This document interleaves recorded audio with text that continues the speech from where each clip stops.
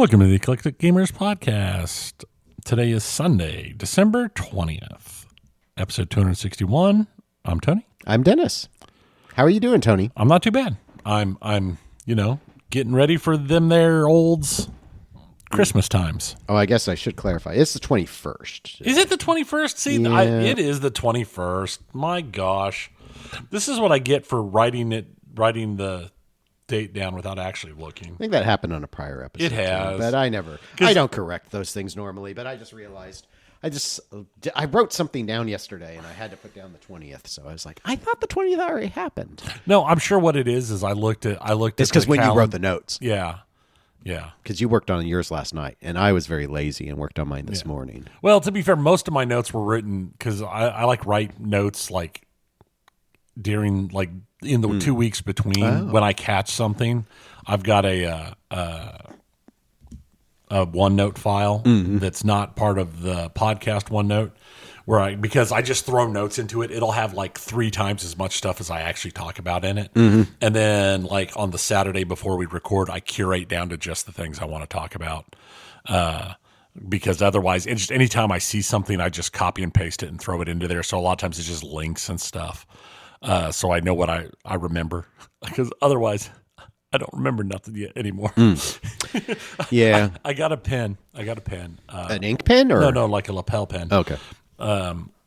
When me and my daughters went to Meeple-a-thon, I talked about several episodes ago, we'd gone to Meeple-a-thon. I got a pen that says, "Bear with me, I was born in the 1900s." Oh, yes. It does make one sound very old. It does when you put it that way. But we're in our prime. We are in the prime. Prime universe. Maybe. Gosh, maybe. I don't know. So, tell us about printing. Oh, yeah. No, I've been playing with that. I don't remember. I think I mentioned last episode that I had ordered a resin printer. I can't remember if it was on air or not. I don't either. So well, Tony just in case, I ordered ordered a resin printer on Black Friday sales because I've been eyeballing them for a while. You want to get into the pinball mod making game. You've longed for it. Yes. I long for the mods. You've longed for the mines. I long for the mods. resin. I long for the mods. So yeah, I got a resin printer and a bunch of the accoutrement for it, and it all finally arrived, and I've been playing around with it for the last couple of weeks. And were you able to set it up in the main area, or is it too stinky? I don't notice it. It's not in the main part of the house. It's over in my little. It's over near my computer desk and everything. I don't have it near the wife and kids and everything. It's over in its own. The only people that are over there is me and when the dogs wander in and out. But I did I've got it all an air filtration system and all the other stuff for it. So I would like to have it somewhere even farther away. I just don't have anywhere to do it right now because it's winter. Right. And my garage is one of those old school garages that they used to build that has absolutely zero insulation in it. And whatever the temperature outside is what it is in the garage. So that is not very conductive to setting up there. So I've just been using it a little bit. But like I said, I have a whole rig to take care of the fumes and vent everything. It's been fun. I've been playing around with it. I've made just some random minis, just testing stuff out, learning how to make adjustments and stuff. And I know I made some for one of my daughters. I made her. I printed. We found a character that was close enough to her D&D character for her D&D thing at school that I went ahead and we're going to print it up, or I already printed it, but we're going to paint it up so she can take it to play as her D&D character. And then my other daughter is not found anything that matches her mental image. So she is now talking about trying to learn Blender so she can make it Oh, herself. wow. She's like, I'll do it myself, Dad. That's I'll literally do what it myself. I was like, there's like 5 websites that you can go on and you design all the stuff and you can buy the STL and it's like $5. And she's like, I played around with it. I can't get it right. I need to learn Blender. I'm like, okay. There's only one answer. Go for it. You do it. You teach yourself how to do. So I'm, like I said, mainly I've just been making stuff for, this is going to come as a surprise. Mm-hmm. I want people to hold on to their seats. I understand. Roll the waves. This is going to be completely shocking. Potato. I've been making some BattleTech stuff. Oh, that was my third guess. But mainly I've made some D&D and stuff and some BattleTech stuff. And I found a really cool model of a Miranda class from Star Trek that I made because I wanted to try making basically I was able to size it. It is literally the largest single model I can make on my print bed. I sized it to my print bed and had to angle it to make it so they would fit so that I could make it in a single print instead of taking it into pieces and making it, just because I wanted to test out the full height, full capacity, just see how it did. And it worked pretty well. So now I need to make a stand for it. Kind of. I mean, it actually stands up on its own, so it's pretty good. But yeah, I've been playing around with that a lot lately. And I went to, I was like, let's dig out some paints so I can start doing some painting. And I haven't pulled out my mini paints in so many years that they're all, I just threw them all away. They're all bad. They're all dried up. They're all.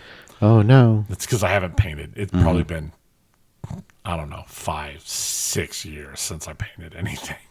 So time to get more mini paint. Time to get more mini paints and start painting again. And I also realized as I'm looking at all these minis and trying to figure out what colors I want to paint them and everything, it's like my eyes aren't as good as they used to be. And I say that as a person who's worn glasses for 20 years. So, yeah. But it's been fun. What have you been up to? Not a whole lot. I've been ill the last week. I did the recording of the Pinball show, and then later that day. So that actually, I sound okay on that because I was still all right. But that evening, I started to feel bad. So Zach made you sick. I mean, yeah. He gave you a digital virus. He had us do game awards for pinball, and that was very draining, I suppose. No, I understand. That weakens your soul. Weakened my systems. But, so I took Monday off. And I'm mostly I'm better, but I'm still not 100%. So I made some more progress in Battlefield 6 campaign video game wise, but not very much progress. And that's really the only thing of note that I've done. And otherwise, just end of year work stuff has been keeping me kind of busy. I had a conference I went down to the week before I got sick, so went and did that. That went well. But I was just running on fumes because I wedged it in really tight. So it was like get up at 5, go down, stayed the night down there, got up at 5, came back to hit meetings. And so I've just been trying to catch up on everything. But it's a slower time of year right now anyway, so it's not been too bad. So things are going all right. And all my Christmas shopping's done. Everything is pretty much, I think the last gift I needed arrived on Friday. So I think I'm good to go. Nice. So, speaking of being good to go, Pinball. This is our 2025 year-end review episode because this is the last episode we're doing in 2025. So, since there's often not a Pinball announcement to make, we generally go and cover a lot of this sort of like recap. And so just, I've kind of laid it out by company, Tony, by company and then chronologically, so we can kind of just give our thoughts on these big releases. Because this has been I'd say this has been a pretty interesting year for a time period where my understanding is a number of people in the community have felt like it's a down year, like maybe sales wise, they think it's down.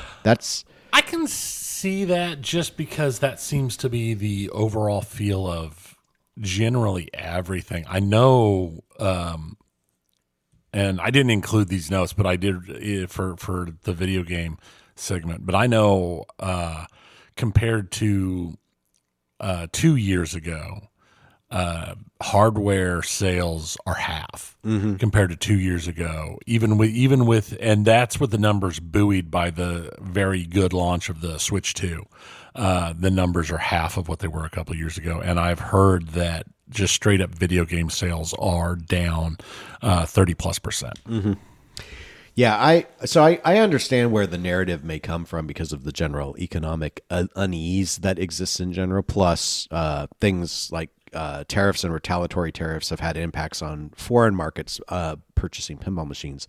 However, all that being said, I don't think domestic sales have honestly seemed to me to necessarily be all that dampened. And I think that may be because this was a very strong year for themes that people really wanted. I would say this is probably the strongest theme year that maybe we've seen since I've been in the hobby. And in terms of, there's just a lot of games that came out.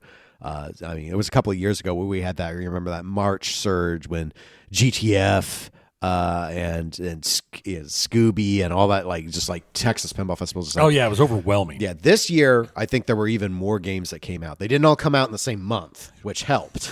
But there feels like there might have been even more games this time around. So anyway, I just thought we'd walk through by company and then by game, and then just kind of give our thoughts on and, as a recap. Because it's the year in review. So we'll start with the big dog. We'll start with Stern Pinball.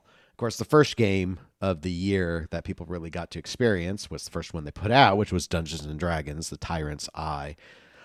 We first played that at TPF. I think this might be their best game that they put out this year. Personally, granted, I need some of these I haven't played, so right. So there is that. But just if you are into D&D, I just thought the way Dwight approached the code with the leveling and stuff, it's just like it was a big step up from what he did with Venom, coupled with like. Let's just get like all of Vox Machina's voice cast. Yeah. Oh, and let's get Worf to do the drag. Like it's like if you're into it, they like nerded out this thing. There's a gelatinous cube on the game, the dragon, the articulating dragon on the premium LE version in particular. Very impressive. I just thought it really did D&D justice. I will say of everything they put out this year, just theme-wise and integration-wise, it's the best. I'm not necessarily going to comment on play because I've not played everything they've put out this year. Right. Yeah, and I don't have even enough time on D&D to say that I would think it's the best shooter of the year. But it's definitely Stern's best theme integration and everything this year, for sure. I thought so. The next one of theirs was King Kong, Myth of Terror Island. So an Elwin that a lot of people had been anticipating. I have heard a number of people say the theme integration on Kong is actually really, really good in terms of where they've gotten it to. The rules are pretty popular. Again, it's an Elwin layout, so I've not really heard a lot of criticism of it. I've just not heard a huge amount of this is like the most awesome thing ever. I know a lot of people actually think this is the best game of the year, which again, as an Elwin, it wouldn't surprise me. But it doesn't feel like a lot of people necessarily think it's his best game. But I don't know. I've seen others that disagree. I've seen others that say this is better than Godzilla. I can't say. I've still not played it. So me neither. So I can't say if I think what I like about Elwin is every time he puts out a game, the layout looks different. Like of course he has his own tropes, but his layouts all feel very unique from one another. And I think the way that they did the toy worked out really well with this game, the Kong toy specifically. But I don't know. It just feels like it just didn't generate as much hype as maybe they wanted. I don't know. What are your thoughts? I mean, it's an L1. My assumption is just that it's going to be good. But it does. I agree with you. It feels like the hype wasn't as big as we've typically seen in the past. And I don't know if it was theming or what. But like I said, having not played it, I can't judge. I did wonder about the theming because I would argue of all the 4 games that Stern put out this year, it might be the worst theme. I don't know. Kong obviously has stayed relevant. In some ways, you might think Kong would have the potential to be more popular than Godzilla, but I don't know. I don't know if that's true. I don't know if it's just that Godzilla really benefited from the pandemic and people were just like, let's give it a shot. And then when they saw how good it was. I think that's part of it. I also think that in reality, the whole fandom, even the casual fandom and the good memories of Godzilla movies is much larger and more widespread. I think Godzilla triggers nostalgia more than King Kong does. I would agree with you on that. I also do think it is important to note that King Kong does a lot of custom animation work, whereas Godzilla had the films. Yes. It used the films. I don't think Kong really does that. It's telling its own story, actually. So that might be part of it, too, is just like that Godzilla really embraced Godzilla movies and Kong avoided it while still trying to tie in. Right. Now I think the last two are actually the ones that are going to get more controversial in terms of as you think about their impact on the year. So Star Wars Fall of the Empire was their third and final cornerstone of 2025. It's what a mix there in terms of like reaction wise. So the fix to the Death Star is going out now. I've heard it works very well. It does require you to remove like over a dozen screws, but they released a game where the shot narrows as it goes in up the ramp. And so it was Brick City, and how it escaped QC is one of those. We often have this question with games, especially Stern pinball games, where it's like, how did you guys never notice that this is an issue? Is everyone there too good of a player? That's literally what my assumption is when they do QC, for a lot of it, they do the QC having their in-house people who are all, really good players, and the ones who are who play in tournaments are high ranked. And then if they put it out in arcades for people to try, it's in places in Chicago, which is a huge pinball town. So you see the really good players are the ones who play it, and they don't have the problem. It's when it starts getting down to little Timmy playing at pinball, or me or at a pizza bar, or me playing at a pizza place or something like that, when you start seeing the whole people going, wow, this shot's like almost impossible. Yeah, I don't even think they put them on location anymore before they release. It used to happen in pinball, but I think the fear of the theme leaking is so pervasive now that they just avoid it outright. So it's really only people in the shop that are doing it. So I don't even think they get the Chicago audience anymore. Regardless, I don't want to diss it too much in the sense that there are some positives. I've seen a number of people who own the game say that they do feel it shoots better than the Steve Ritchie version. So, and I didn't really like the Steve Ritchie version, so it wouldn't shock me that this is a better player. That's one aspect. A lot more clip integration. So if you really want the movies constantly dumping on you, this one will, but there's more of it here than there was in the Ritchie version. So I've heard a lot of positives, but that Death Star shot really soured a lot of people. And then of course there was the concern that you brought up when the game released, which was we just got Star Wars 5 years ago. Why are we doing Star Wars again? Well, and I'd be fine with doing Star Wars again if we did something new with the franchise. Why are we getting the same thing again? Why is everything always just the original trilogy? Don't get me wrong. I enjoy the original trilogy, but there are so many more facets to that universe that are out there now that could be played on. And they've touched on it once with The Mandalorian. Mm-hmm. Yeah, we got Mando. No. Well, I hear it sells well, and I've heard that this is one of those games where, as the holidays have approached, it sounds like those units move because it's Star Wars, just like the home edition Star Wars. So I think it's a very commercial decision, but I suppose it made a lot of sense for them. And I think with the physical fix, though, that's the biggest complaint at this stage, aside from theme selection. And then the last game from Stern, Walking Dead Remastered. And this, I thought Star Wars might have been like strategically like the most questionable move outside of the money side, which makes perfect sense. So really strategically it made a lot of sense. Walking Dead still makes no sense to me. Pretty much everything about this launch, I feel was wrong in some way. And unlike Star Wars, I don't think this one recovers. Like, they picked it. Here's the funny thing is, it's such a good game. Right. It's such a good game. And basically everything they've done with it is an improvement. But, big but, the theme, I mentioned Kong might have been the weakest theme, but honestly, Walking Dead is so far past its prime. It's so far past. I know that there's still spin-off shows going on. Maybe they're popular. I don't know. I haven't seen them. But this isn't the spin-off. This is the original. It's not... Yes, is the art an improvement over the original art? Yes, it is. But it's not the graphic novel because this is still AMC's The Walking Dead.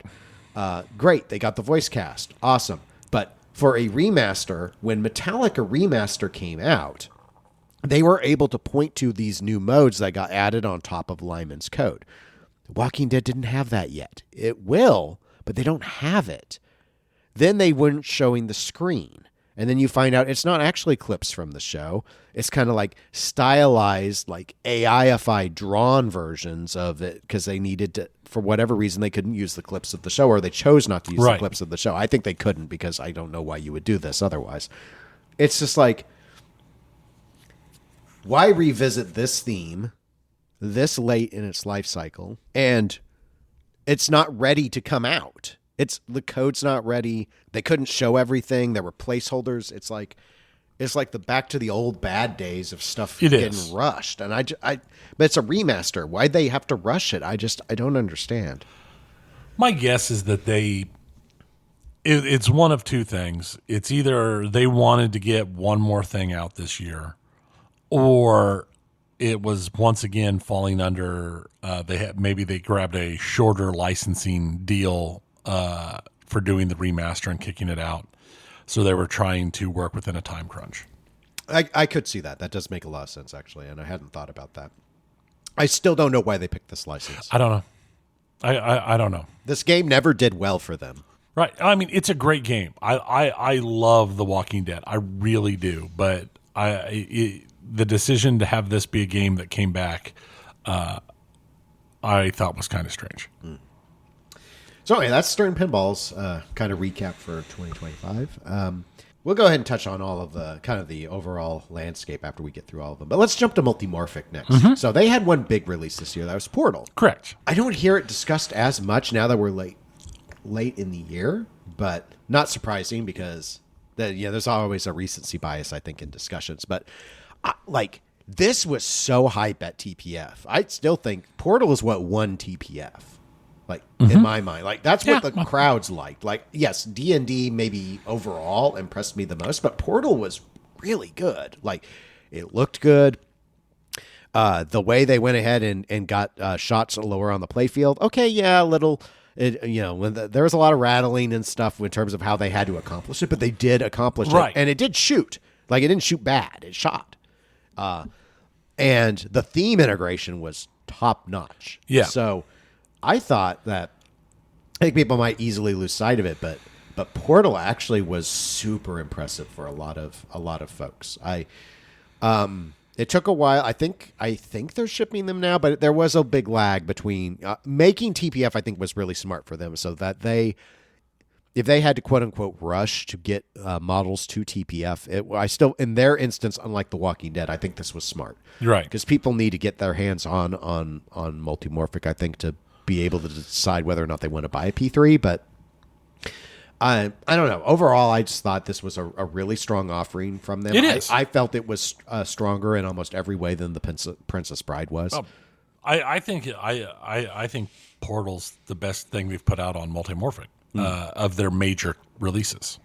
Yeah, theme wise, I could see maybe saying Princess Bride and Weird Al should have broader overall appeal, you would think, but Portal was so popular. Mm-hmm. Plus, kudos to someone finally doing a video game again in pinball, because it seems like everyone's just afraid of it, like it's anathema or something. Right. I don't know. Or they can't get They're the enemy. Yeah. Or they can't get the rights to any of the good ones, like Mario. Right. But hey, I thought that turned out really, really well for them. So I think that one will be a decent seller for Multimorphic. Another TPF thing that we both got hands on was Turner Pinball's release this year, Merlin's Arcade. So Tony, what's your recap of Merlin's? It's a pinball machine. Very yellow. Yeah. I remember. It was very... I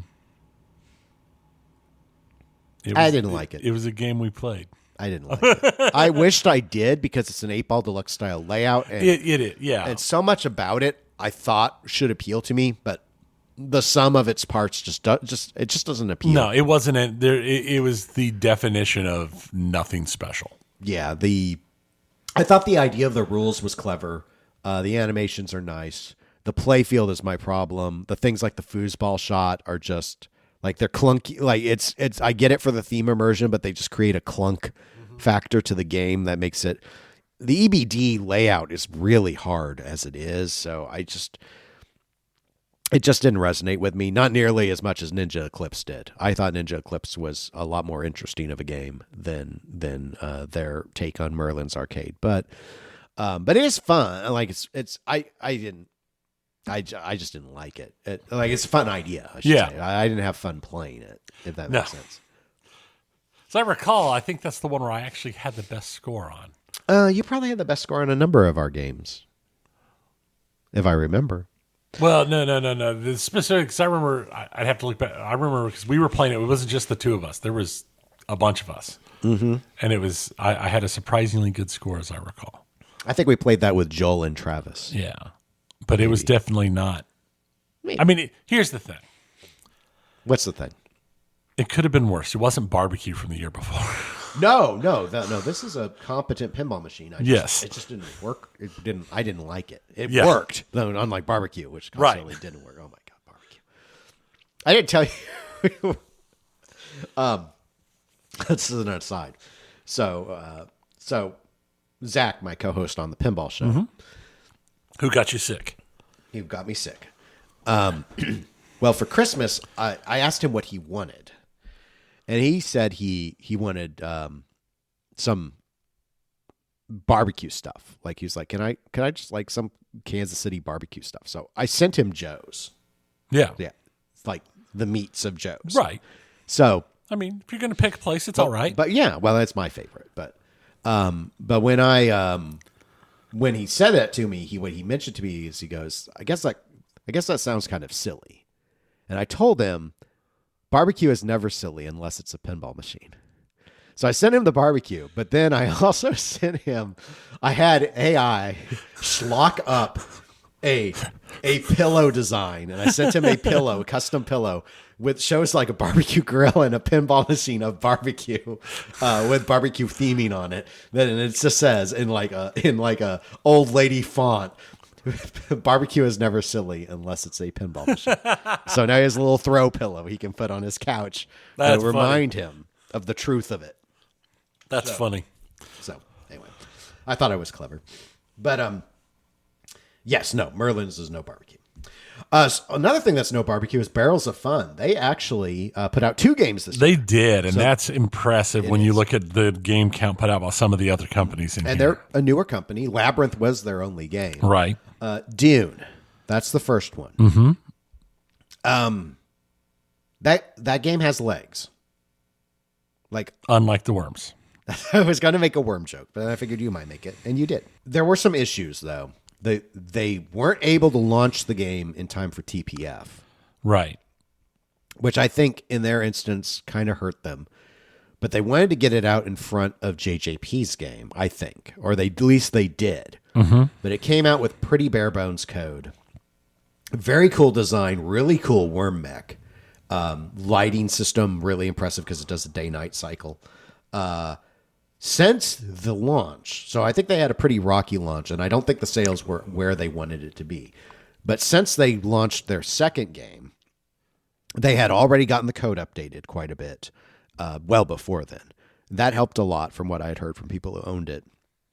And then when their second game launched and sold out, a lot of people have been ordering Dunes. Now, they've actually done a last call on Dune. We actually got an email. I didn't put it in our notes, but we got an email from Barrels noting a new topper for Dune, and then also that they were going to do the final call for Dune production.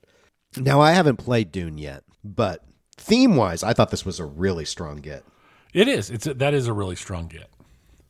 I don't know that Dune needs a topper. I think it needs a box that attaches to the side where the flipper buttons are. So you have to put your hands in, and then when you do, it electrocutes. It electrocutes you, but you have to keep your hands in to keep playing, or else you when you pull your hands out, the machine shuts down and you just lose your ball. You have to play the gum bar. And it's shocking you the whole time. Yeah. It sounds great. This sounds like a great idea. It's like that Pain video game in Never Say Never Again. Yeah. Knockoff Bond. Right. With Connery. Yeah, that's clever.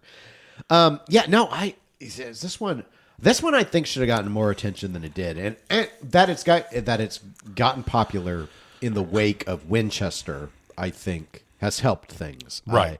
It's just, I felt the launch was clumsier than what they had planned it to be, but they were in an unenviable position because they're wedged. I think they wedged it between like Kong and Harry Potter. Like, it was not a good, like, this was not the year to launch, basically. Right. But they had to. Like, they're done building Labyrinth. They had to get it out. So their other game that they put out this year was arguably the surprise of the year, and that was Winchester Mystery House.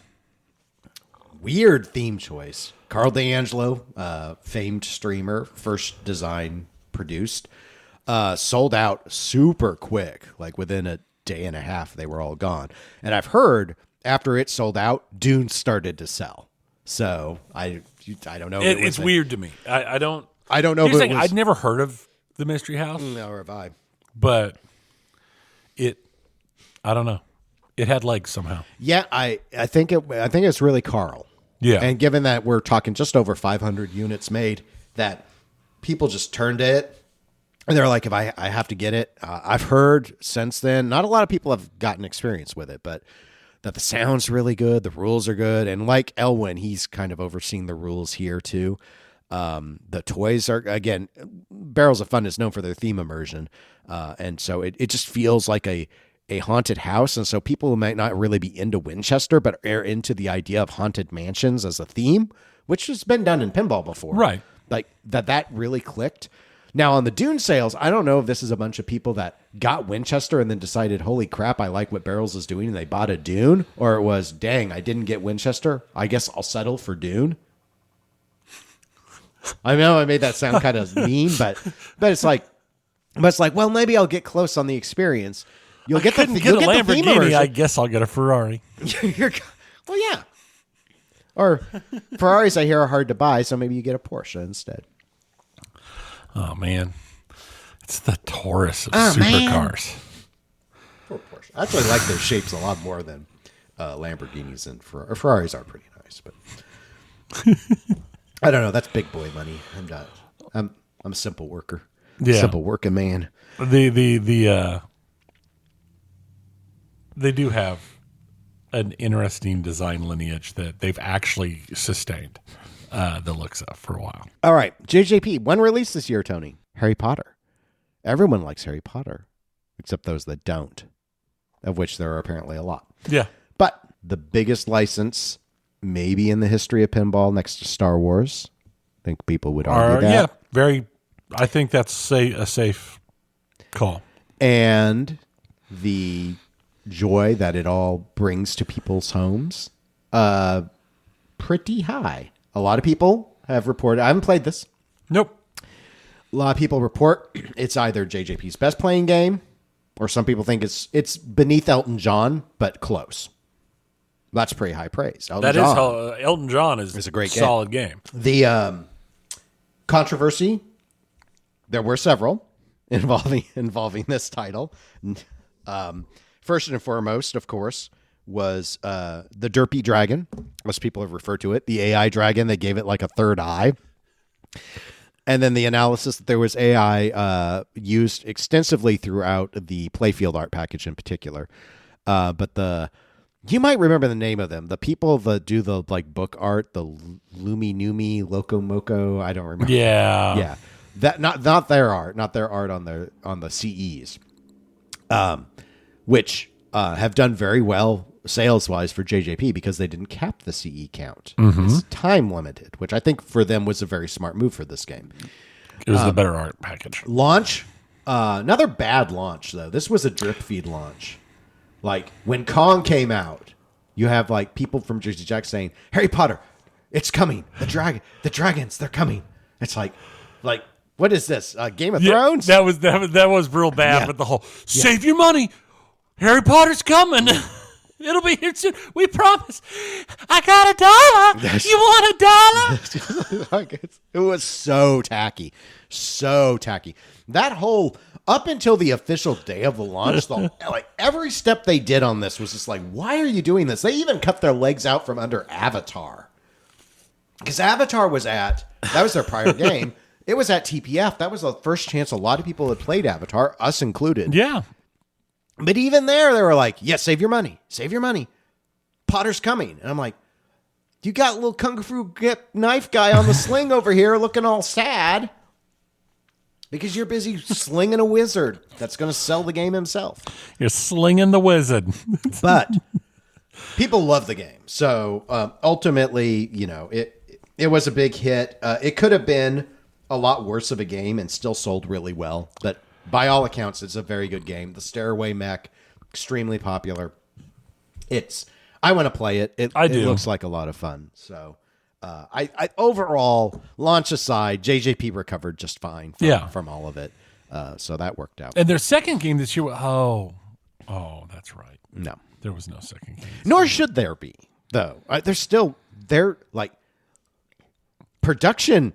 They're not keeping up. Like, you have to wait a while if you order this. No, to be fair, as long as JJP can maintain one game a year, I am proud of them.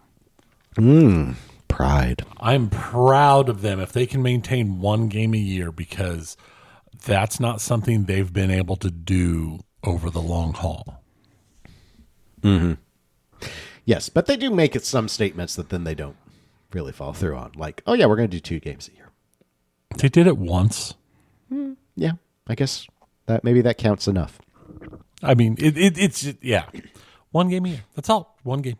Well, you know, that's kind of the spooky model. Yeah. Which, speaking of spooky, now we're going to talk about 2 though because of the reveal. But right. So Spooky Pinball, late last year was when they revealed Evil Dead, but the games got built and shipped, and most people got to experience it this year, which we did at TPF. And the spooky crew was so excited because they had just sold out of all their Evil Deads before the official TPF show had opened. That may be the responsible. Well, let's talk a little bit about. I thought Evil Dead had a great launch.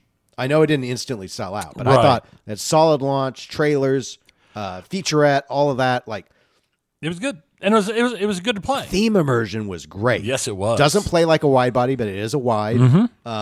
Yeah, I think it helps with that movie, those 2 movies, because it's the first 2 Evil Deads. It's basically a one set movie. It's all really just the cabin. So the whole playfield feels like the movie because it's all about being just, it just looks like the outside of that cabin area. So they're able to, it doesn't have to feel like a montage. It feels very committed to what it's trying to do in terms of the theme. Bruce Campbell for voice call outs, all of that. Just really, really well done. And it plays well. Right. I really like how it's shot. I would say, maybe setting TNA aside, I think Evil Dead is the best shooter of what I have played that they have produced. I think that's safe. That's safe to say. Now, they more recently revealed and basically immediately sold out of Beetlejuice. Right. Better theme immersion, do you think, than Evil Dead? I don't think so. I agree. I would say I think I like the art better. Yeah, I can see that argument. But my reason for hesitation on the overall theming is that montaging. Like they had to montage Beetlejuice because it's got multiple big set pieces that need to be incorporated, and I think they incorporated it well. But Evil Dead being so much more focused, it feels more lived in a way, if that makes sense. It doesn't feel like, oh well, this shot is the stairwell, and this shot is the waiting room, and this shot is right. Like that. But I understand that's Beetlejuice had to take a more traditional approach. Now, I think Beetlejuice's launch was way worse than Evil Dead. It was. You had a dealer that started taking orders early. Then other dealers started saying stuff, and so everything kind of sold out before anything came out, other than the one Spooky was selling. But by then, when the launch is all said and done, all the stuff's dropping. Like you have the interview over on Loser Kids, you have the featurette that Zach and Greg did with Straight Down the Middle, and it's all good stuff. But the game's already sold out, so all of it feels pointless in a way. Valid. That is because a good everything point. sold out. So it's like, why are we going on media tours and doing this big? I get it, they already did it, so it's like, yeah, you might as well. But I'm just saying, from a sales standpoint, none of that was necessary. That was all a waste of time because the game was already gone. So I thought the launch was quite a bit worse than Evil Dead. But of course, I'm sure they were very happy with how quickly and well it sold out. I think they could have made a number more units. How much of that sellout do you think was that it's Beetlejuice? How much of it do you think it was look at what happened with Winchester Mystery House?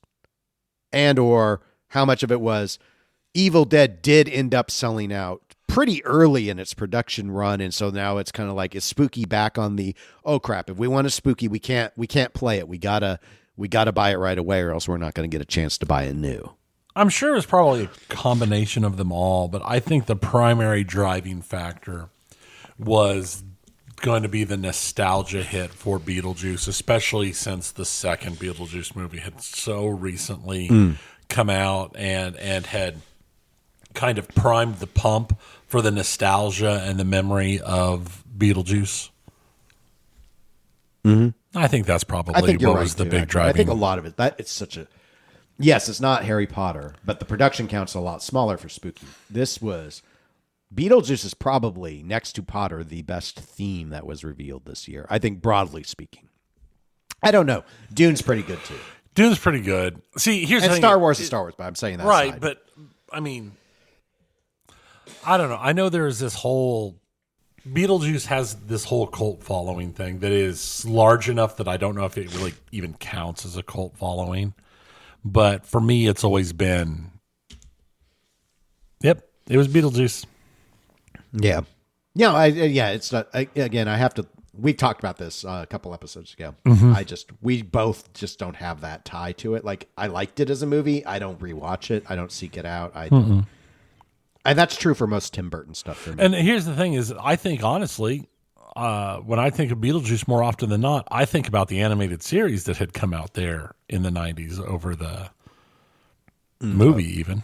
Yeah, that makes sense. Last notable manufacturer to have a release that I wrote down, at least, was Pinball Brothers with Predator. I saved the best for last. What a mess of a launch this was. In some ways, I do want to give them credit. Predator should have a pinball machine. In the theory of nostalgia sells and all of that. Look, Tony's making his head go side to side in a sad kind of snarky Dennis is wrong way. I feel like the nostalgia, goodwill, interest in Predator has been kind of diluted and burned out by all of the new Predator stuff that has come out over the last decade plus, because none of it was good. Arguably, this new TV show some people like, from what I've heard, I've not seen it because I gave up on Predator stuff after Predators. Yeah. I liked Predators. It's just kind of, I mean, it was better than Alien versus Predators. Alien versus Predator and Alien versus Predator 2 especially were really bad. Yeah, but I understand. But it's just, I don't know. I think it's hard to taint a classic. Matrix 4, I don't think has poisoned the well on the original Matrix movie. That's just my theory. But this shouldn't have been done. When they realized that they could not have Arnold, because of a weird mix of rights stuff going on with it, they should have walked away and said, you know what, it's just not going to clips where all you see is his bicep because we have to zoom in and we can't show close-ups of right. him.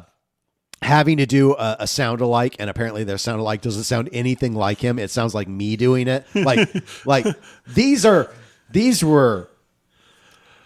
is the one game that like feels to me like of 2025 was just a flat out mistake. Like this one shouldn't have been done because they couldn't do it right. Yeah. Well, it's like prior to Pinball Brothers, honestly, when Alien came out, but you couldn't see Sigourney Weaver. Right.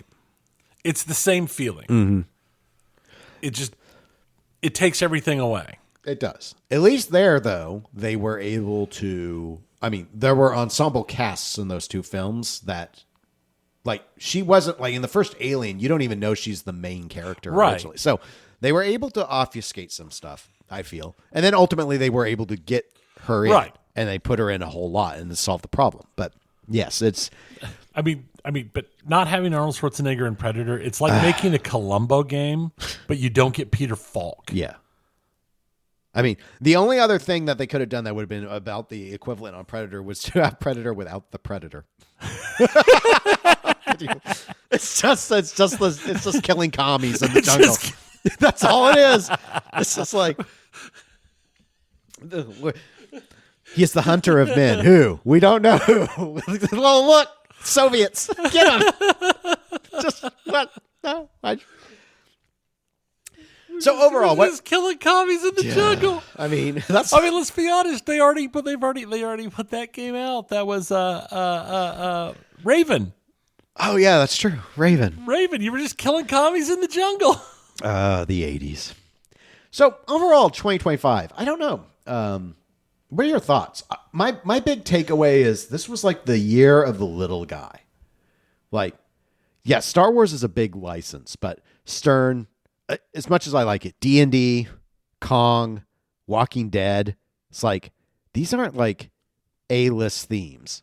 Whereas Multimorphic's got Portal, one of the most iconic video games of the last 20 years. Barrels of Fun has Dune, a legendary story. Right. And the movie ended up being really good. Yes. So, JJP Harry Potter. Yeah, the most wanted theme that has never been done in pinball. Yeah. And then Spooky having Evil Dead. Okay, cult classic. But Beetlejuice, very famous cult classic. Yes. And Pinball Brothers, as bad as the game is, Predator. Like, one of these companies not like the others. Right. And I mean, I think that's valid. The big thing is like, in all honesty, Kong only has the kind of material or like consciousness of people thinking about King Kong recently because of the new Godzilla movies that have Kong in them. Mm-hmm. If it wasn't for those legendaries pictures with bringing Kong in, nobody would care about Kong. Yeah, the last thing everyone would think of was the Jack Black one. Right, which was darn near a shot-for-shot remake of the original with Jack Black. And made 3 hours long somehow. Yeah. Walking Dead. Yeah. I mean, that show has made its thing. You know, I'd be totally out of left field here. I'd almost been happier if instead of doing a Walking Dead remaster, they just rethemed it to Shaun of the Dead. That would be funny. And I mean, D&D is huge nowadays. Unlike when we played D&D originally and back in the day when we were the nerds and all this stuff because we played D&D and all that stuff. It is impressively huge nowadays thanks to shows like Critical Role, Dimension 20, Dads in a Dungeon, all of those. I think it's Dads, something like that. All of these like Let's Play have these huge followings, and they've really driven up D&D to heights of popularity that, quite frankly, it's never seen before. But I do think all the big wins were from the smaller companies this year, though. You're right. Mm-hmm. That's the thing that stands out the most to me about the year. All right, that was our year in review. We do have a couple pinball-related emails. Okay. The first one is from Anonymous. This is the same Anonymous who wrote in last time. Or at least they claim they are. Yes, they claim they are. I might be able to tell since there was the same anonymous email, but address. Unless maybe there was a slight variation, I couldn't tell. And the Anonymous requested if you use, please have Dennis read using his best Vecna voice. Okay, now here's the thing. Dennis has not seen Stranger Things. That's right. So let me explain Vecna's voice to you. Mm-hmm. Do you remember the main character from Lollipop Chainsaw? No. Like Valley Girl cheerleader voice. I don't think that's right. Because I did a search to say, what is a Vecna voice? And that is not what it said.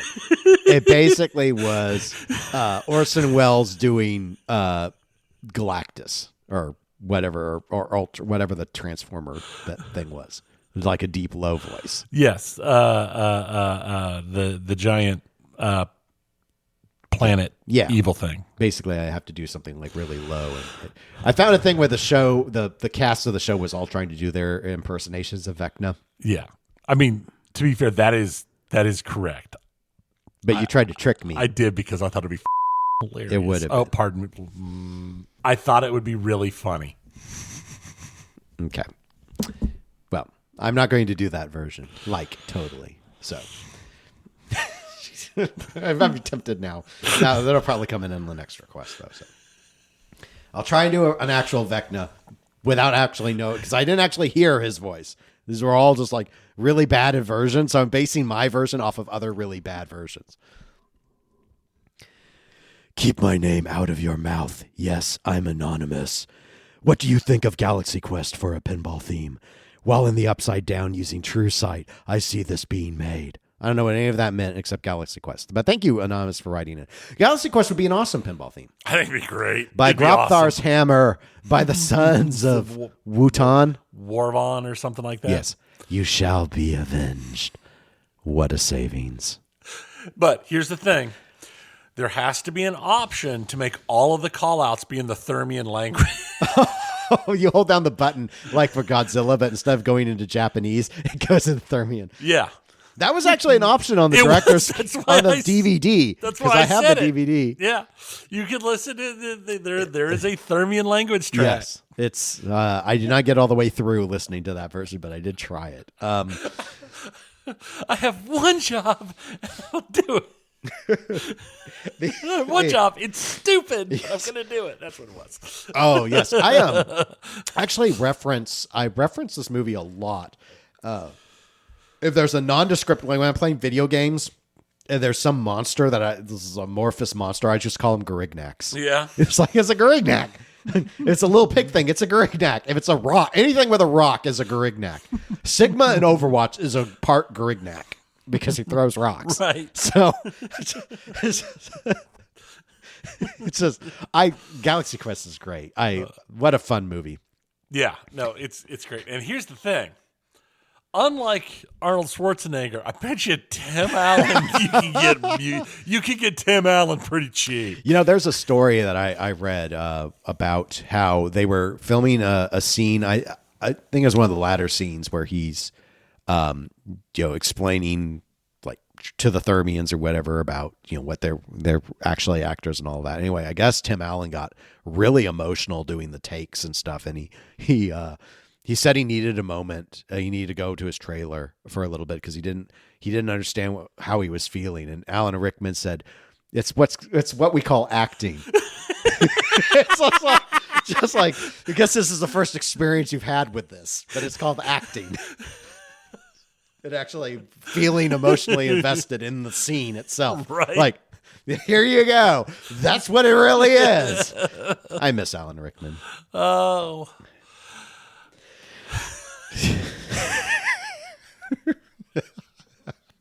No, it's fine. I gave them both barrels. Yeah. No, that would be a great This is theme. like corn-fed Iowa beef. That would be great. That would be a great theme. Actually, that's now like I'll move that very near the top of my dream themes. It's so awesome because it celebrates so much of that Star Trek nerd culture. Yeah. But it's fun. It's got a great cast. Tim Allen does a good job in it. It's got an amazing I mean, you've got Tony Shalhoub, Sigourney Weaver, Alan Rickman. I mean, let's face it, the worst member of the cast is probably Tim Allen. Oh, what a fun movie. Our last pinball email comes from Tom H. And Tom wrote in to say, hello. Not sure how it would work, but could there be a theme? Could there be a theme be just an actor/actress? I already did it. It's called Elvira. Oh, good point. I'm picturing oh no, the AI robots got loose, and you got to collect the different personalities for the modes. For instance, a Harrison Ford game, the robot that thinks he's the president and doing quotes like, get off my plane, and having some animation of him kicking a pinball off a plane. How close do you think you can get with it without having to get the IP for each movie? Guessing no Millennium Falcon on the playfield. In a game for Arnold, you could do other scenes for Predator that his face was cut out. I don't think Chris Elliott has big enough catalog, but just to hear more Caretaker when you bring this up with Zach. What actor or actress would you want to see to have a game? I enjoy the podcast, Tom. Well, thank you, Tom. But since Zach, excuse me, Tony's been putting up with my coughs the whole time. I've cut most of them out, but I'm not cutting that one.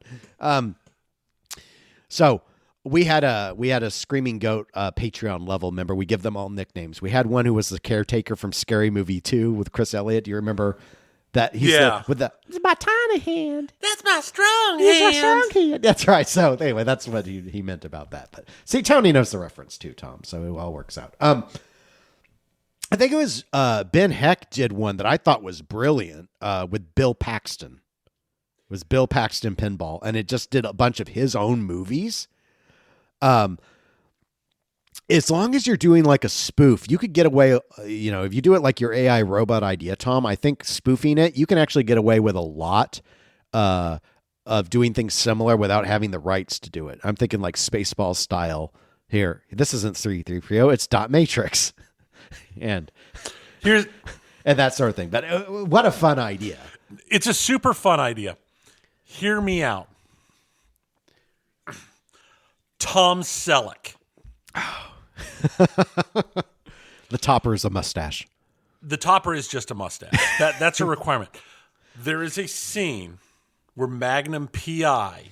is in his Ferrari racing down the road with Quigley from Quigley Down Under, like hanging out the window with his Sharps rifle, shooting at the robots from Runaway, chasing them down. I need this more than anything I've ever needed. You know what? Galaxy Quest is moved down a level. I just need a Tom Selleck thing. I had to look it up, by the way, because I could not remember. The robot movie? No, I remembered it. I couldn't remember the bad guy. I was thinking it was Rutger Hauer. No, it's Gene Simmons is the bad guy. Gene Simmons is the bad guy. Well, tie into Galaxy Quest, Alan Rickman was the bad guy in Quigley Down Under. He was. Yeah, he was. Yeah. I mean, there's no understanding. For those that don't know, Quigley Down Under, I love that movie. Yeah. Western. Tom Selleck is in Australia, been brought in by Alan Rickman because he's a sharpshooter. He doesn't know why. And you find out very early in the movie, it's because he wants Tom Selleck to kill Aborigines. Yes. Like they're dingoes. Yeah, just straight up. No, it is a full-on genocide movie. And Tom Selleck punches him in the mouth. Yes. And then zany antics ensue. Yeah. But it's a fun movie. I don't remember who it was. I had a conversation with somebody, and we were talking about favorite Westerns, and I put Quigley Down Under in my top 5. Oh, okay. And they argued that while Quigley Down Under is a good movie, since it's set in Australia, it doesn't count as a Western. It was set in Western Australia. Actually, I don't know. If it was in the western east part of the continent, I don't know. But that was their argument. That was their only reason to not. They did not say that they didn't like the movie. Well, that's a bunch of crap. They loved the movie, but they didn't think it counted as a Western because it wasn't set in the Old West. It was. It was set in the Old West. It was not in the U.S. As far as they were concerned, that meant it couldn't have They're been a using Western. Old West guns. They're using horses. The whole genre is Western. That's the genre. Like if you look it up, it's not going to say the genre's Australian. I agree with you, and you're saying the exact arguments I had to him. Did you win? I'm going to go with no. Gosh darn it! It was one of those. Man. It was one of those that ends up in an agree to disagree. This is like when people try and argue Die Hard isn't a Christmas movie. Just like quit. Just because a movie happens at Christmas doesn't mean it's a Christmas movie. It's a Christmas dialogue. Movie. It's like the entire. It's based around a Christmas party. I mean, that's right. I heard someone say that Die Hard would work just as well if it was St. Patrick's Day. No, it wouldn't. He couldn't gift wrap his pistol behind his back with St. Patrick. What's he going to do? Stick it to his back with beer? Not going to work. You're not going to have Han saying, "It's the time for miracles." And no, he's going to say, "What, top of the morning to you?" That doesn't make sense when you're trying to break into a safe. Wow.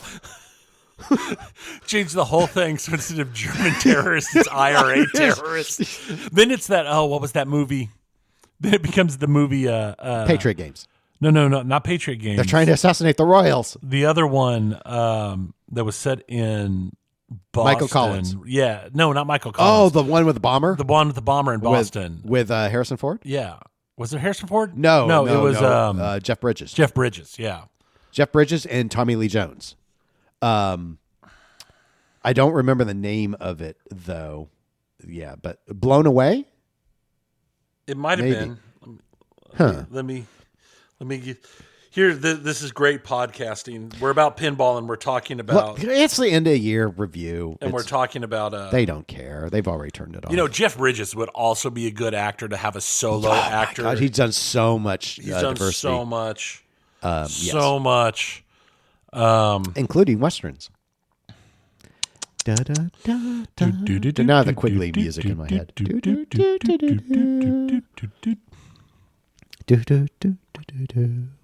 Man, when was that? That was an old movie. That came out a long time ago, didn't it? I think it was early 90s. Hard to say, though. But, Yep, Blown Away. Okay. Yeah, I've seen it a few times. Yeah, it's pretty good. But anyway. So, yes, it would work, Tom. You are correct. Oh, man. I didn't remember that Lloyd Bridges and Forrest Whitaker are in that movie. I forgot about Forrest Whitaker. I remember Lloyd because I remember his death in it. I think Forrest Whitaker is one of the other police officers who works with Jeff. So, man, IMDb only has that movie a 6.2. I mean, it can be a little slow at points, but I like it. I'd rate it higher. I'd put it at maybe a 7 and 7.5. I was thinking 7 range. But anyway. So thank you, Tom. Tony, video games. Video games. We do actually, Richard A. did write into us to let us know that this actually applies to a lot of video games, but there's a Steam winter sale going on right now.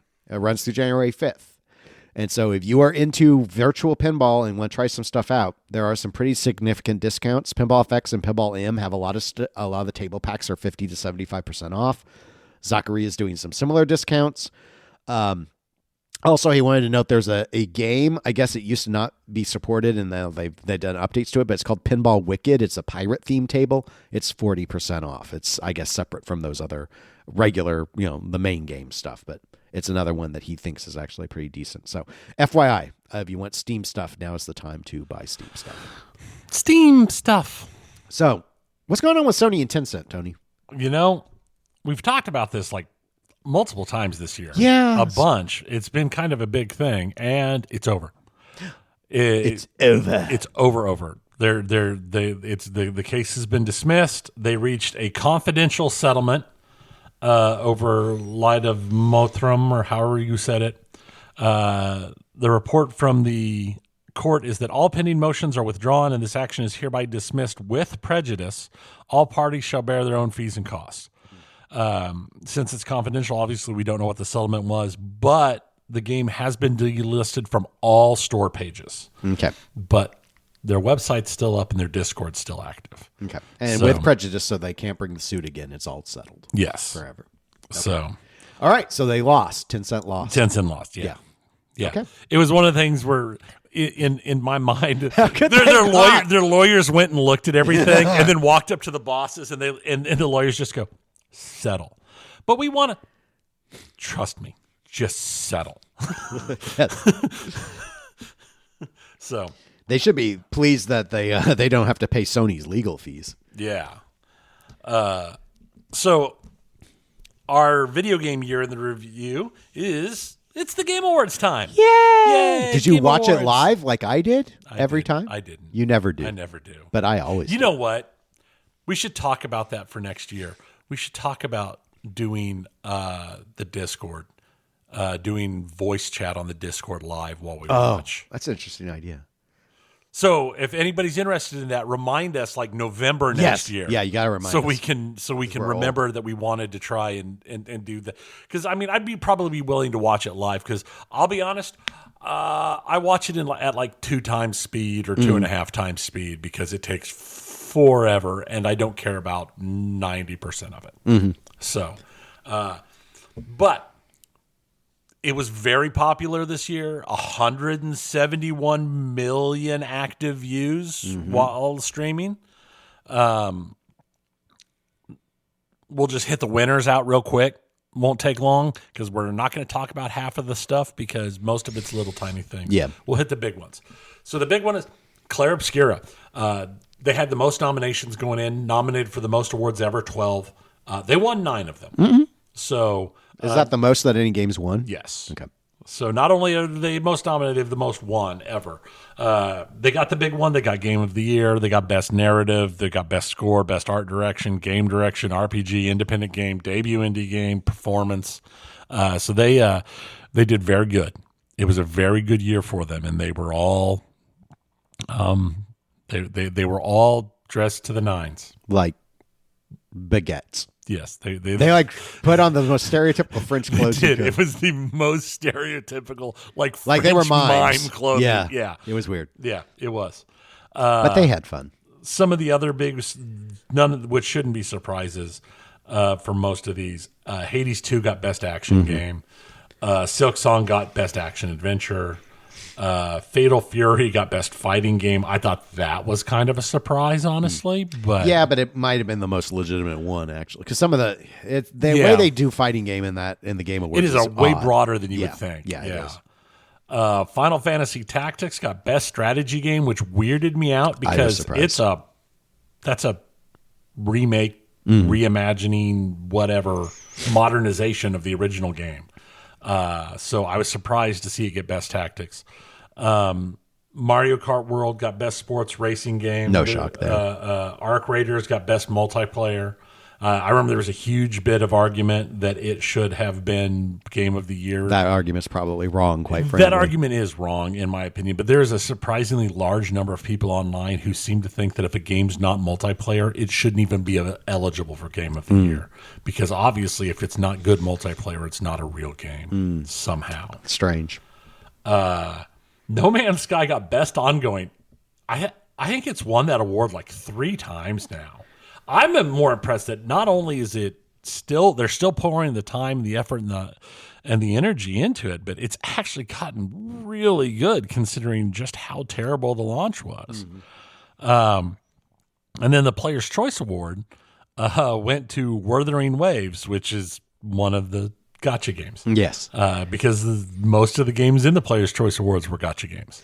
I do think I have to point out, because I know you psychologically had to avoid it, that the best family game was Donkey Kong. Yeah, there's a game that won for being a good family game. Yeah, something about a monkey.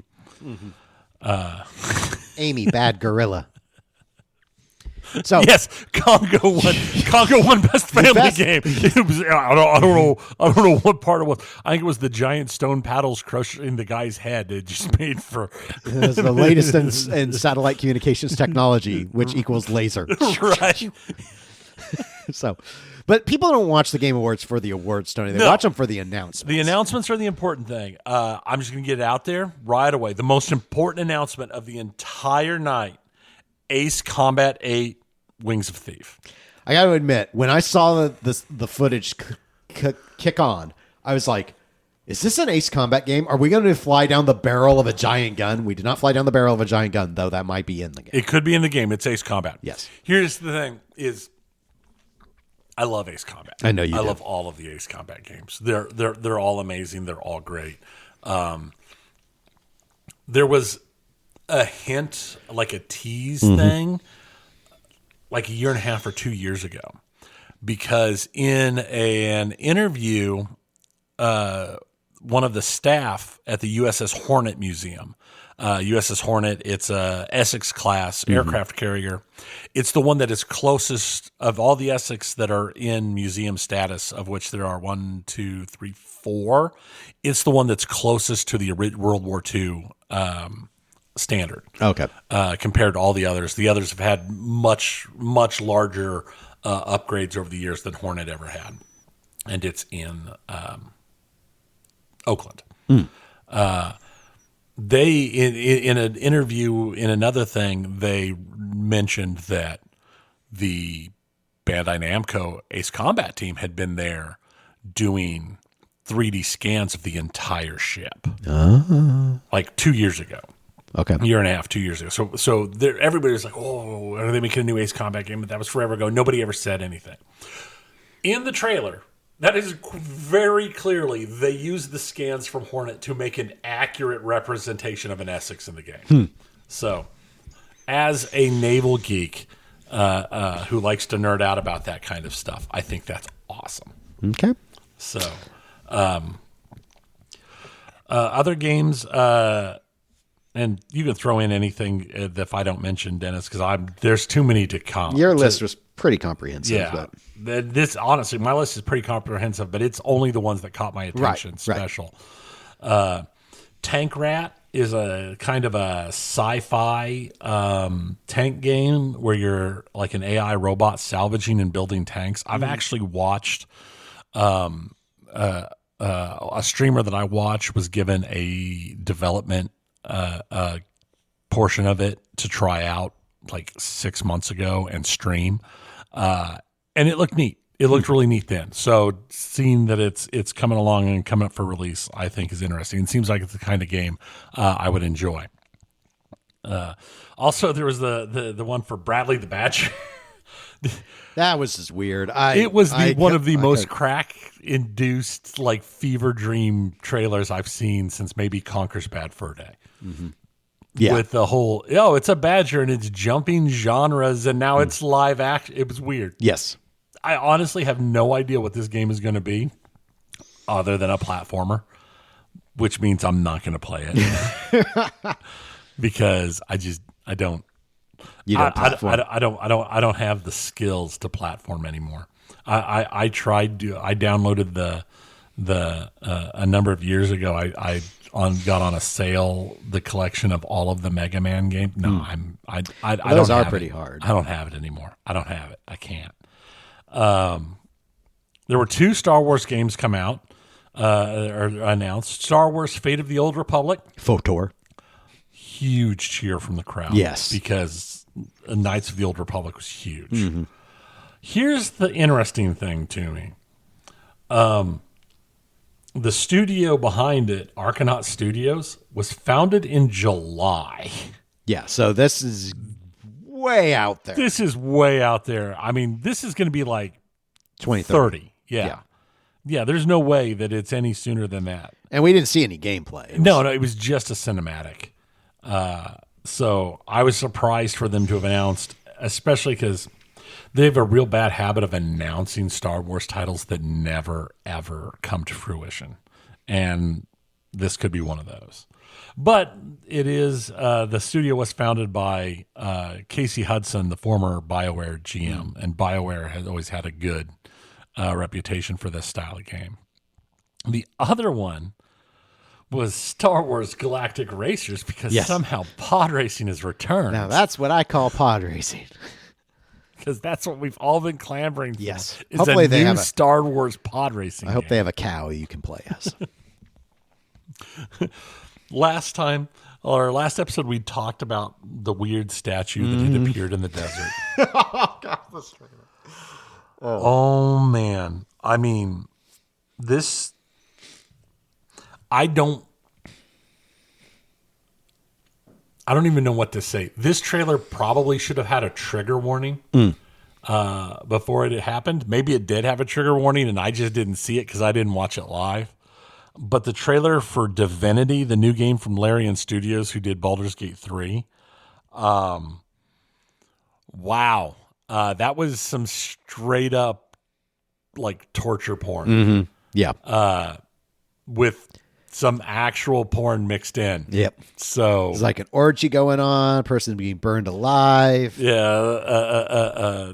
Self-flagellation. Some people were whipping themselves. Blood everywhere.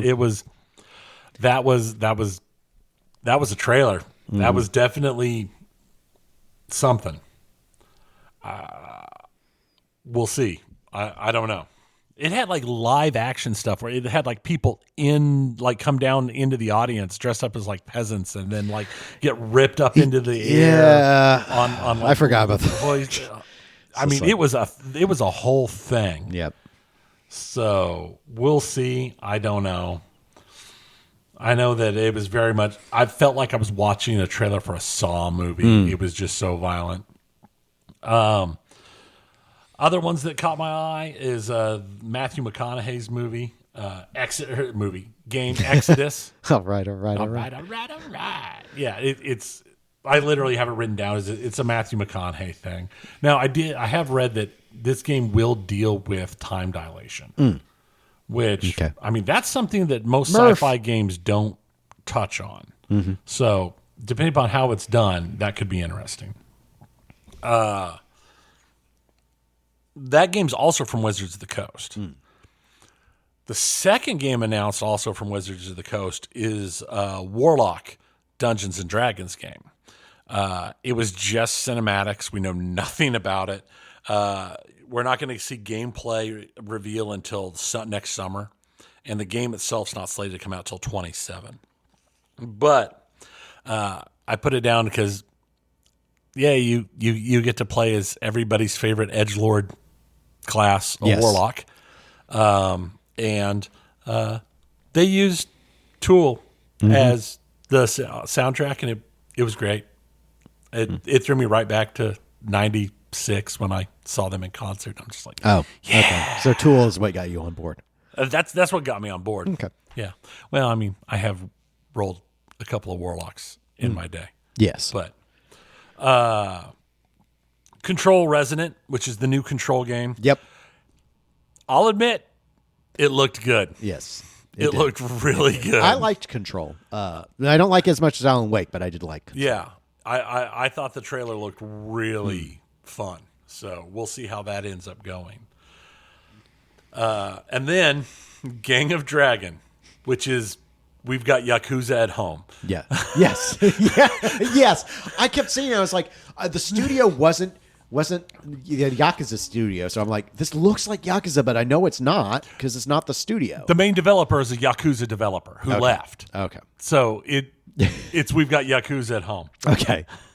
Well, I mean, it might be good, but it looks hilarious.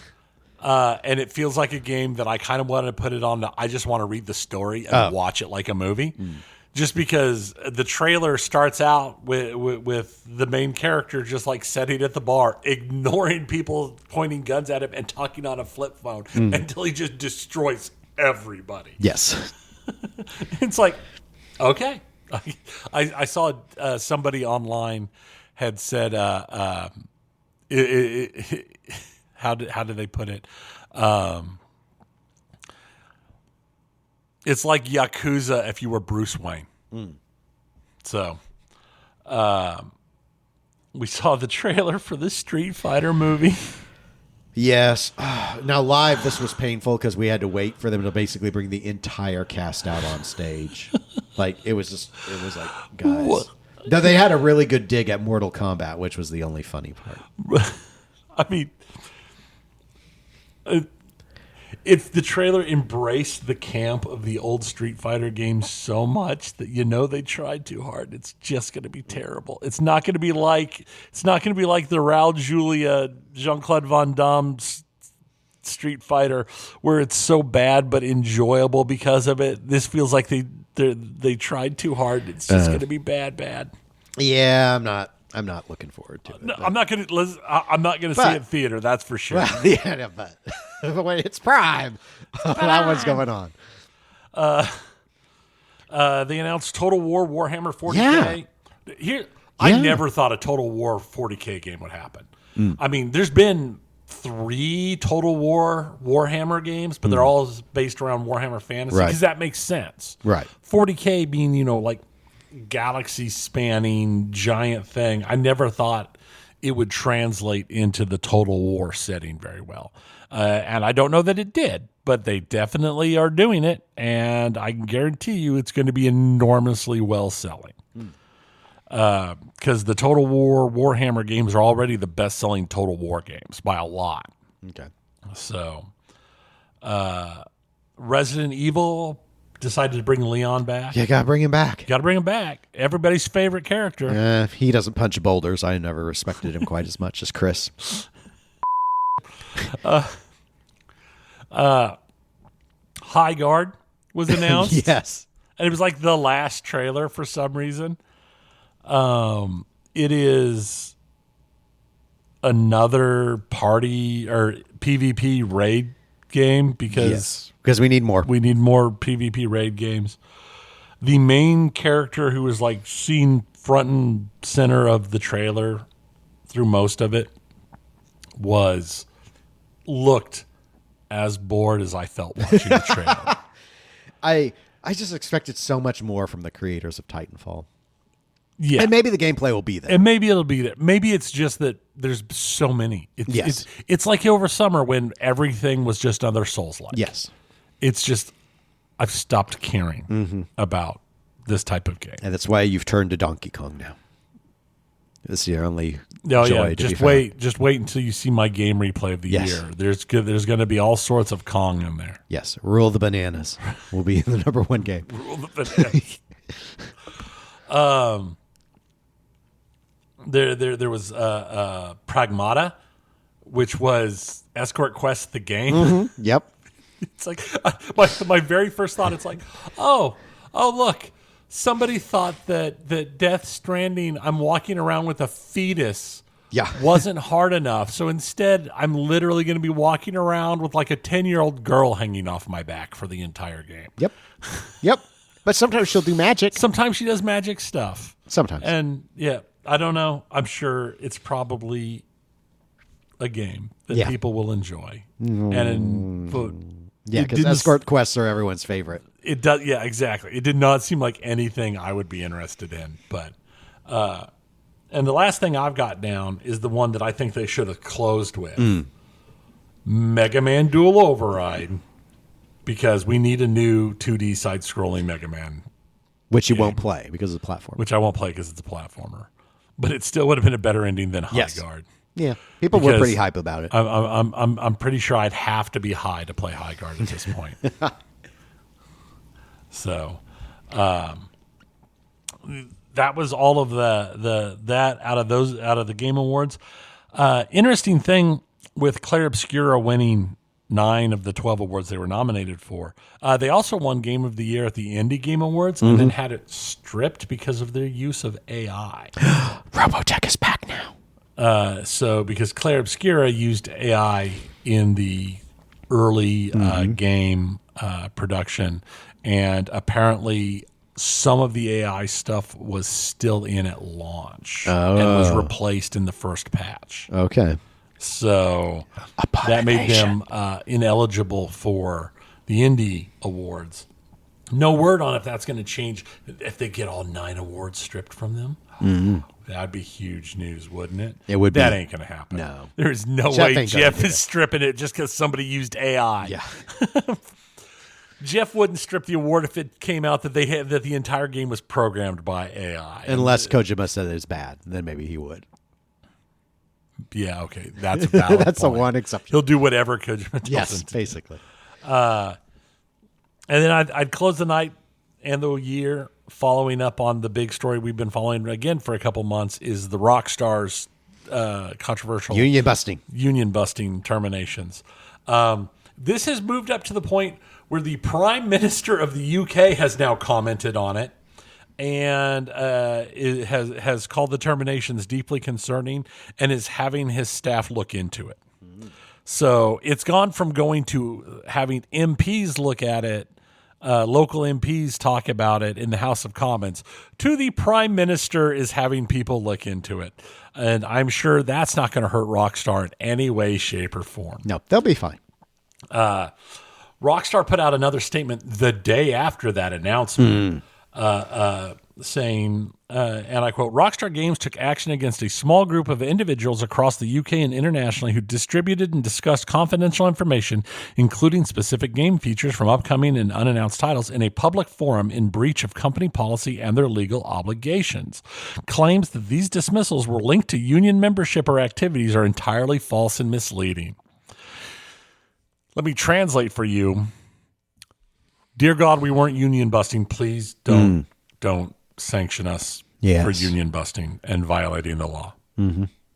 Please ignore that we only fired members of the union. Yes. Please. Thank you very much. And that we're calling a private, closed union server public. That you have to be a member of the union and Rockstar to be in. But not run by them. But not run by them. Angle. I get their angle. But no, I get their angle, but yeah. The Independent Workers Union of Great Britain responded that the Rockstar's latest statement is littered with falsehoods and disinformation. They have given multiple conflicting reasons to explain why the workers were fired, as if attempting to reverse engineer a rationale for the dismissals. Once again, they have chosen to mischaracterize workers speaking about their working conditions in a private forum as leaking information. It is hard to understand this statement as anything but a desperate attempt to deflect from the global scrutiny that they have come under over the last month. From the UK Prime Minister and the House of Commons to the game developers across the world erupting in protest, all eyes are on Rockstar and their lawless attack on the people who make them billions. That's pretty well phrased, Doc. I really like the part about the reverse engineer rationale. That's very British of them. When I read these, my first thought was, you know what, Rockstar should probably hire the union's PR rep because it's obviously better than theirs. And then I realized that no, they couldn't. He's in a union. Well, alas. Well, will Rockstar survive? Will people look past all this for Grand Theft Auto? Rockstar will survive. The Magic 8 Ball says yes. Most everybody will look past it for Grand Theft Auto. The question is just how big of a fine are they going to get it with? That's what this is going to boil down to. Or can they argue themselves out of a fine? And my guess is, I don't know with the UK. I think they're stricter about it. They're super strict about it over there. So I don't know. We'll see. Yeah. Unlike Sony Tencent, which I expected to be our January drama, and now isn't going to be our January drama, Rockstar will be our January drama, combined with our normal January drama of all of the companies that decided to lay off a quarter of their staff because they only made record profits, but not as high record profits as they expected the year before. Yeah. So we have that to look forward to. Coming up soon. In January. Yeah. 2 weeks. Well, until then, if you want to reach out to us, you can email us, eclecticgamerspodcast@gmail.com. We're also at facebook.com/eclecticgamerspodcast. We do appreciate support for the show, and the best way to do that is at patreon.com/eclectic_gamers. We've got 3 tiers with one as low as $1 a month. Yep. We're available on Twitch and Instagram as eclectic_gamers. And we'll be back in 2 weeks with maybe more Rockstar drama. Maybe the new Cornerstone announcement from Stern might be ready by then. Hard to say. But until then, my name is Dennis. I'm Tony. Goodbye. See ya.